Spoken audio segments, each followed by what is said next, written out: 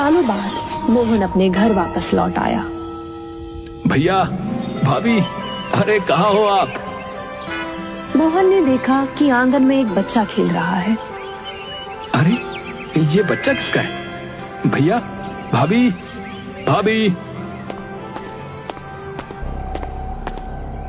आ गए प्यारे देवर जी, ये बच्चा आपके भैया का है। अरे मैं चाचा बन गया।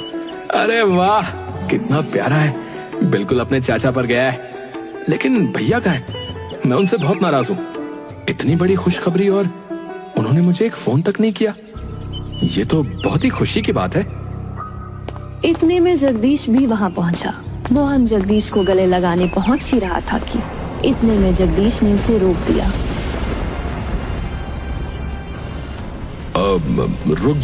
रुक जाओ मोहन, सुनो मेरी बात। ये घर तुम्हारा नहीं रहा अब।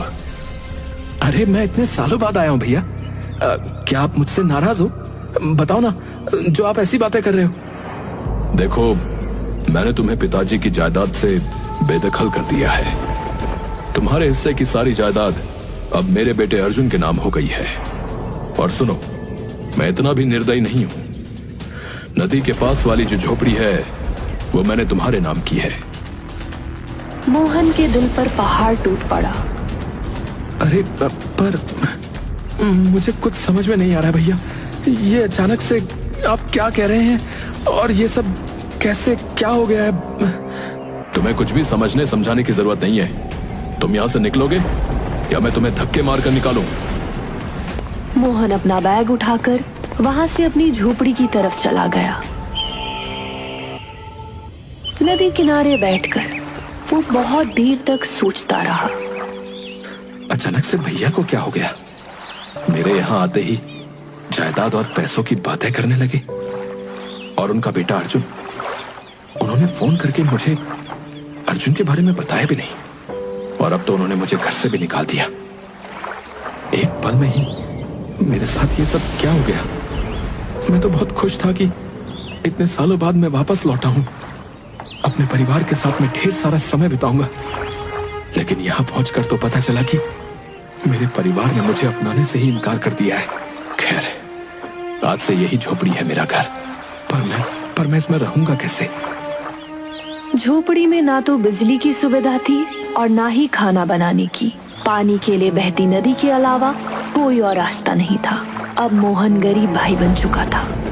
जीवन गुजारने के लिए उसे कुछ ना कुछ तो करना ही था। वो अपने पिता के दोस्त मुंशी से जाकर मिलता है। मोहन बेटा, मुझे क्षमा करना, मैं तुम्हारी कोई सहायता नहीं कर सकता बेटा। तुम जानते ही हो कि मैं तुम्हारे भाई की ही कंपनी में कार्य करता हूँ। अगर उन्हें पता चला कि मैंने किसी भी तरह से तुम्हारी सहायता की है बेटा, तो वो मुझे निकाल देंगे। अब तुम तो जानते ही हो, मेरी बीवी बच्चे हैं। अगर मैं कमाऊंगा नहीं तो उनका क्या होगा बेटा? मैं समझ सकता हूँ काका। न जाने भैया को क्या हो गया है। मेरे पास थोड़े से भी पैसे नहीं है, वरना मैं शहर जाकर ही कुछ काम कर लेता। चलिए कोई नहीं मुंशी काका, नमस्कार, मैं चलता हूँ। मोहन निराश होकर वापस लौट आया। वापस शहर जाने के लिए भी पैसों की जरूरत थी, लेकिन मोहन की जेब बिल्कुल खाली थी। अब 3 दिन बीत चुके थे, लेकिन मोहन ने कुछ भी नहीं खाया था। उसकी जिंदगी बद से बदतर होती जा रही थी। वो मंदिर के बाहर बैठा था।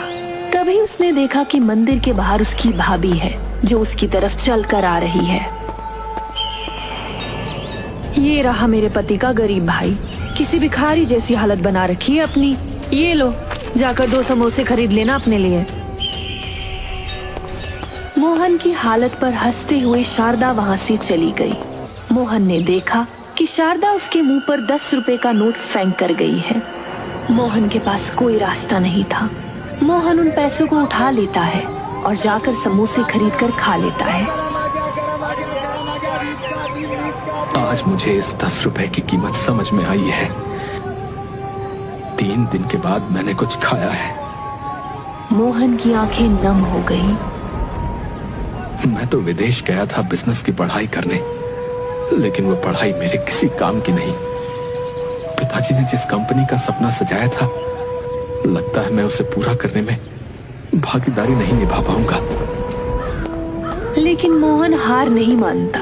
वो अपने हालातों की वजह से बहुत मजबूर था, लेकिन फिर भी वो अपने भाई की कंपनी में जाने का फैसला करता है। इस भिखारी को अंदर किसने आने दिया? जल्दी से इसे यहाँ से निकालो। लेकिन सर मेरी बात तो सुनिए, इस समय हमारी कंपनी बहुत घाटे में जा रही है और छोटे मालिक तो विदेश से पढ़ाई करके आए हैं। इन्हें सारे दांव पता है बिजनेस के बारे में। अगर ये हमारी कंपनी में आ गए तो हमारी कंपनी फिर से पहले की तरह खूब नाम कमाएगी। सुनो मेरी बात, सबसे पहले तो उसे छोटे मालिक बोलना बंद करो, समझे? वरना मैं तुम्हारी जबान खींच लूंगा। अगर हमारी कंपनी घाटे में जाती है तो जाने दो, मुझे उससे कोई फर्क नहीं पड़ता। भैया, आप मुझसे इतनी नफरत करते हैं कि पिताजी के सपने को डूबता हुआ छोड़ना चाहते हैं। मेरा यकीन कीजिए, मैं पूरी ईमानदारी से अपना काम करूंगा। चाहे मुझे थोड़े पैसे कम दे देना, कम से कम उन पैसों से मैं 2 वक्त का खाना तो खा पाऊंगा। ये सुनकर जगदीश का मन पिघल गया। वो मैनेजर को हाँ का इशारा करते हुए वहां से चला गया। मुबारक हो मोहन बाबू, कल से नौकरी पर आ जाना। मोहन बहुत खुश हुआ। अगले दिन वो बिल्कुल समय पर कंपनी पहुंच गया। वो पूरी लगन से काम करता है। वो जानता था कि एक कंपनी को आगे बढ़ाने के लिए किन किन बातों को ध्यान रखना जरूरी है। वो एक नेता की तरह कंपनी के मजदूरों को गाइड करता है और देखते ही देखते उनकी कंपनी पहले की तरह ट्रैक पर आने लगी।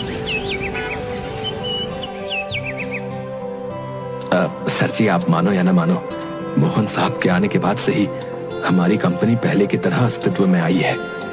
अगर वो ना होते तो आज तो हमारी कंपनी के बाहर ताले लटक रहे होते। तुमने सही कहा, मैं उसे इसी काबिल बनता देखना चाहता था। सब जानते थे कि जगदीश के मन में कहीं ना कहीं मोहन के लिए प्यार अब भी जिंदा है, लेकिन वो उसे कभी बाहर नहीं आने देता था। लेकिन इस बात से शारदा बहुत नाराज थी। वो जानबूझकर मोहन की तनख्वाह बहुत कम रखवाती थी। मैं इतने समय से कंपनी में काम कर रहा हूं, मेरी वजह से कंपनी ने बहुत कुछ हासिल किया, लेकिन वहां की तनख्वाह से मैं केवल 2 वक्त का खाना ही ठीक से खा पाता हूं। मेरी झोपड़ी में आज तक मैं पंखा भी नहीं लगा पाया। वहां पर मेरे साथ मजदूरों की तरह सलूक होता है, लेकिन कोई बात नहीं, मैं पिताजी के सपने को ऐसे नहीं गिरने दे सकता। उस दिन जब मोहन काम पर पहुंचा तो उसने देखा कि चारों तरफ भीड़ है और तभी जगदीश भागता हुआ आया और मोहन के गाल पर एक जोर का तमाचा लगाया। क्या बात है भैया? भाई मत बोल मुझे, भाई मत बोल मुझे। जिस थाली में खाते हो उसी में छेद करते हो। गद्दार कहीं के हैं? सही कहती थी शारदा तुम्हारे बारे में। मुझे कुछ समझ में नहीं आ रहा भैया, आप ये क्या बोल रहे हैं? कंपनी के अकाउंट से 20 लाख रुपए गायब है। 20 लाख रुपए। बताओ वो पैसे कहां गए? अय्याशी में तो उड़ा दिए होंगे तुमने, है ना? मैं बहुत गरीब हूं भैया, आप मेरी झोपड़ी में जाकर चेक कर लीजिए, उसमें आपको 1 रुपया भी नहीं मिलेगा। मैं नहीं जानता कि आप किसकी बातें कर रहे हो। अब आखिरी बार लॉकर की चाबी मैंने आपको ही दी थी मोहन साहब, उसके बाद से पैसे गायब हैं। भैया मुझे फंसाया जा रहा है, मैं सच कह रहा हूं, ये सब मैंने नहीं किया है। मैं कुछ भी दूध का दूध और पानी का पानी नहीं करना चाहता, समझे? वरना तुम और भी नीचे गिर जाओगे मेरी नजर में। मैं कहता हूं निकल जाओ ये गांव छोड़कर, हमेशा हमेशा के लिए चले जाओ यहां से। और आज से वो झोपड़ी भी तुम्हारे हाथ से गई। दफा हो जाओ यहां से। उसके बाद चौकीदार मोहन को धक्के मारकर वहां से निकाल देता है। मोहन के पास बिल्कुल भी पैसे नहीं थे कि वो शहर की बस पकड़कर शहर चला जाए। मेरे पास अब मर जाने के अलावा कोई और रास्ता नहीं है। मैं गरीब हूं, मेरी कौन सुनेगा। भाई ने मुझे गद्दार बोला, अपने ही पिता की कंपनी में चोरी का इल्जाम मुझ पर लगाया गया। अब मैं बिल्कुल जीना नहीं चाहता। वहां दूसरी तरफ ये सारा खेल शारदा के द्वारा रचा गया था। इसे कहते हैं सांप भी मर गया और लाठी भी नहीं टूटी। कल जब मेरे प्यारे देवर जी लॉकर में ताला लगाकर वापस आ रहे थे, मैंने बड़े ही प्यार से मूत्रा को उसकी गोदी में दे दिया और चाबी चुराकर लॉकर से 20 लाख रुपए गायब करे और दोबारा से चाबी देवर जी की जेब में डाल दी। दीवारों के भी कान होते हैं, मुझे ये सारी बातें यहाँ नहीं बोलनी चाहिए। रात काफी हो गई थी। शारदा जगदीश को खाने के लिए बुलाने गई। इतना जहर खिला दिया, क्या वो काफी नहीं है? ये कैसी बातें कर रहे हैं आप? क्या हो गया है आपको अचानक? क्या हो गया, क्या कह रही हो? तुमने ही लॉकर से 20 लाख रुपए चुराए हैं और इल्जाम मेरे भाई पर लगा दिया। कौन से पैसे? मैं नहीं जानती। आप किस बारे में बात कर रहे हो? झूठ मत बोलो, मैं बहुत अच्छे से जानता हूं, बता रहा हूं। मैंने सीसीटीवी में सब देख लिया था। तुम्हारी वजह से मैं हमेशा अपने भाई को गलत समझता रहा। मैंने उसे उसका हक भी नहीं दिया और आज तो उस पर इल्जाम भी लगाया, और वो भी सिर्फ तुम्हारी वजह से। अगर मेरे भाई ने कोई भी गलत कदम उठाया ना, तो उसकी जिम्मेदार सिर्फ तुम होगी, बता रहा हूं, सिर्फ तुम। और वैसे भी तुम्हें तो अब मैं तलाक ही देने वाला हूं। क्या? तलाक? मैं आपके पैर पड़ती हूँ, ऐसा मत कीजिए। मैंने बहुत बुरे कर्म किए, मैं जानती हूँ, लेकिन हूँ तो मैं आपके बच्चों की ही माँ ना। ऐसा मत कीजिए, चाहे तो मुझे सजा दे दीजिए, लेकिन तलाक नहीं।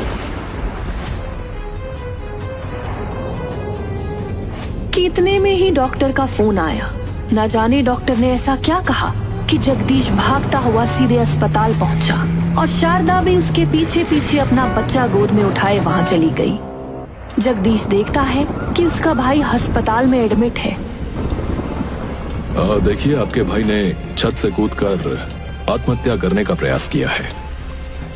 वो तो भला हो कि आसपास के लोग सही समय पर वहां पहुंच गए और उन्हें यहां ले आए। एक काम करिए, आप जल्दी से फॉर्मेलिटी पूरी कर दीजिए। ऑपरेशन का समय निकला जा रहा है। खून बहुत बह चुका है, खून की भी आवश्यकता है। मैं दूंगा अपने भाई को खून, मैं दूंगा। और इसके बाद जब मोहन की आंखें खुली तो वो अपने बगल में जगदीश को देखता है। उसके हाथों में सुइयां लगी थी। वो समझ जाता है कि जगदीश का खून इसकी रगों में बह रहा है।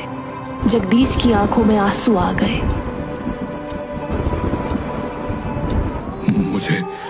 मुझे माफ कर दे मेरे भाई, मुझे माफ कर दे।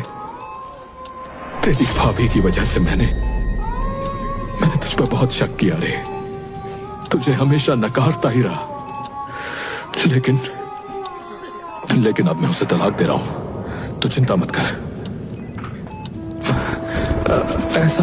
ऐसा मत कीजिए भैया। जो हुआ वो तो भाग्य का खेल था। भाभी की इसमें कोई गलती नहीं है, पर मेरे खातिर आप ऐसा मत कीजिए। देख रही हो, हैं? देख रही हो ना, जिसके लिए तुमने मेरे मन में इतना जहर भरा, इतना बुरा सलूक जिसके साथ हुआ, वो आज कितनी बड़ी बड़ी बातें कर रहा है। तुम्हारे लिए तुम्हें बचा रहा है वो। मोहन के मुंह से ऐसी बात सुनकर शारदा को अपने किए पर बहुत पछतावा हुआ। कुछ दिनों बाद मोहन की रिकवरी होने लगी, इसलिए अब जगदीश मोहन को घर ले आया था और शारदा भी एक माँ की तरह मोहन की देखभाल करने लगी थी। मुझे लगता है मेरा गरीब भाई बनना बहुत जरूरी था, वरना आज भाभी के रूप में मुझे माँ कैसे मिलती। मेरी इतनी देखभाल कर रही है जैसे कि मैं इनका बेटा हूं। भगवान ने मुझे दूसरा मौका दिया है अपनी गलती सुधारने का, वो मैं कैसे छोड़ सकती थी।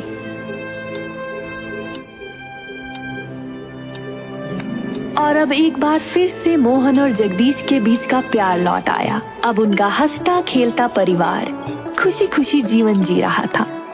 दोनों भाई मिलकर कंपनी का नाम खूब रोशन कर रहे थे और कोई भी अमीर या गरीब भाई नहीं रहा, बल्कि ये बंधन अब और भी ज्यादा गहरा हो गया था।